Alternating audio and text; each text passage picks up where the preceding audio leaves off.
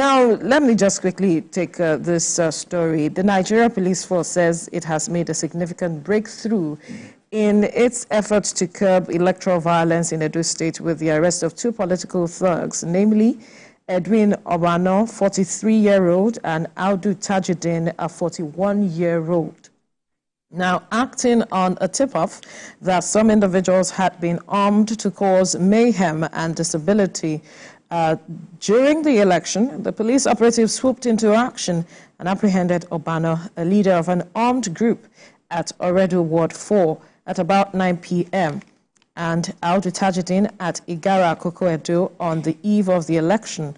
Upon searching the bags of their possession, 3 cut-to-size locally fabricated pistols were discovered on Obano, while 1 locally made gun was recovered from Tajuddin.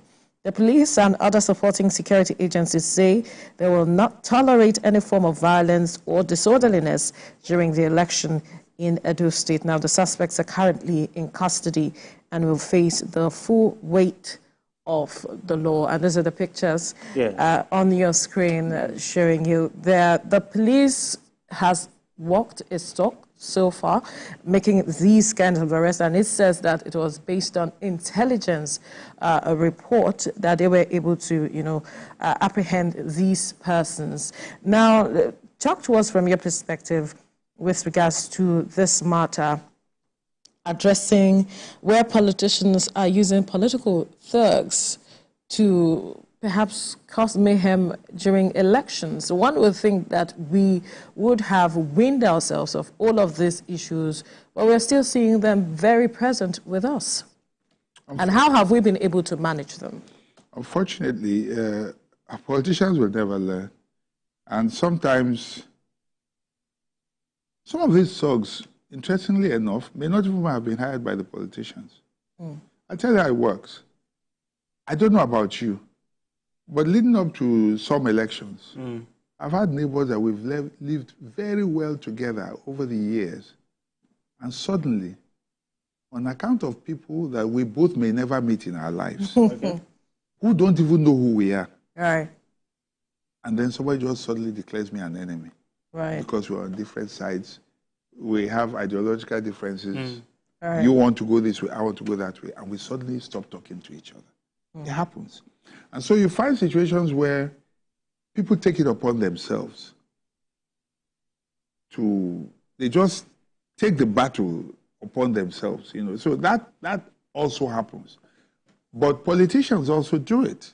They sponsor, like the issue of, like I said, it's too early to say it's peaceful until the votes start coming in. When the votes start coming in and nothing happens, then we say yes. It was peaceful. What you have right now is a piece of a graveyard.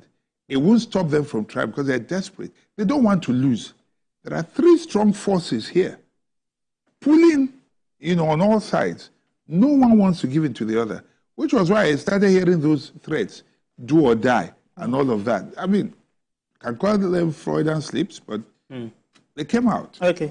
So... Now, looking at it, let's go back to what's leading up to today. Yes. The kind of messages flying here and there, the rhetorics from all of these politicians.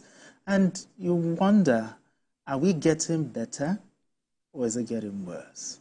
And also, who would hold those politicians to account based on the kind of things they say? Some might say INEC has a right to. But your thoughts? You're a former presidential candidate, but what are your thoughts on that? Okay, so first of all, human beings will always be human beings. What creates some sort of sanity and is that we have law right now. And when you have law enforcement and all that, that state of anomy is kept at abeyance. It's not like Americans are not prone to violence. We saw what happened during the last election in the U.S., where people got violent and got, So these things are there. If you think you can get away with it, the politicians, they'll do anything for power, okay? If they think that they can get away with it. Twice, the American president has escaped assassination attempts. It's to tell you that it's a human thing. Twice within a month or barely 2 months, they have tried him, and I'm not Nostradamus, but I'm not sure they've given up yet. I don't know if any of those people were sent by any of the people we know. But there are just people who say, look, I don't want to see this guy. So it happens.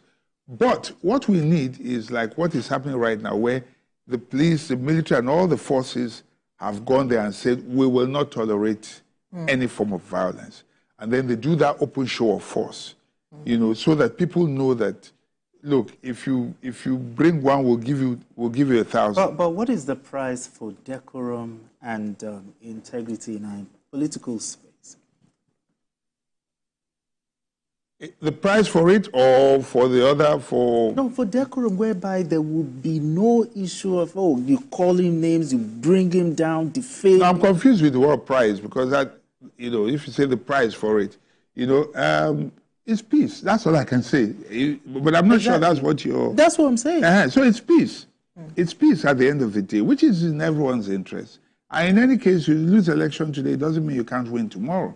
We've seen cases of people who have tried a couple of times, and eventually they emerge. Well, how is it that most of our politicians don't see things from that perspective? Exactly. That it becomes such a situation where it's a do-or-die affair.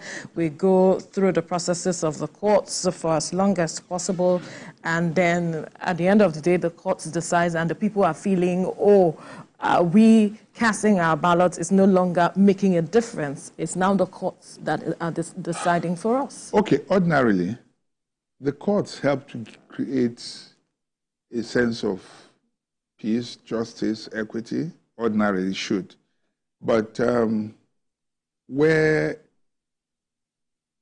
judges appear compromised in terms of the kind of pronouncements that they make, and where some rulings are so apparently, I mean, people just feel that there's no justice in some of those rulings, whether on technical basis or whatever, then people begin to lose confidence. And if you lose confidence in the judiciary, which is the last hope of the common man, then it's a terrible situation. But that's all we have. It's all we can do. You just hope for the best, which is why we have the appellate system, where if at one level you don't get justice, it will be reviewed at another level, and you still have the final level, which is the Supreme Court. Okay. And if you can afford it and you can go through all of that, hopefully at the end of the day, by the time you've gone through all that route, you might find justice along the way. Yeah, because if you look at it, we had a former president who's still talking about, oh, do or die. The other one actually said, the blood of Nigeria is not worth my ambition. Yeah. But why are our politicians not going the line of the other that said that, no, the blood of Nigeria is not worth my ambition? Okay, so instead, let's just tear each other down. Yeah, okay, so it depends on who's talking. Is the blood of anybody really worth it? It's not. At the end of the day, what's the price? Let me go back to what you said now. You know, if only we realize that, permit me to say this, all power comes from God. Yes, men will do the voting, but even the heart of man is in God's hands. Do you understand what I'm saying? He can sway it wherever he wills. So sometimes you will just find surprises springing up. You know, so it's still, power ultimately rests in the hands of God. It's not the best prepared. It's not the best, it's the most eloquent of speakers. You understand? It's not in how grand your strategy is, you know, at the end of the day. All you can hope for is just do your best and let the people, you know, decide. But not too many want to wait for that. And so they will do whatever they can to sway things. And some of the reasons are this. Maybe not in this election. Okay. But sometimes some incumbents may want to, they may have something to hide, and they need somebody who will hide it effectively for them, who will protect their interests. In cases like that, it could be do or die. And do you turn understand? to godfathers automatically. So, and in other cases, some may have forgotten something there, which is they were there before, they want to go back there and get it. And in other cases, you know, they want to go there and get their share, their loot. So perhaps this is why some persons have said that we need to, as much as possible, not make political offices attractive. Yes. No, so the word here, permit me, I want to play on words here. Don't make it attractive. Another one. Let's leave it there. It's okay.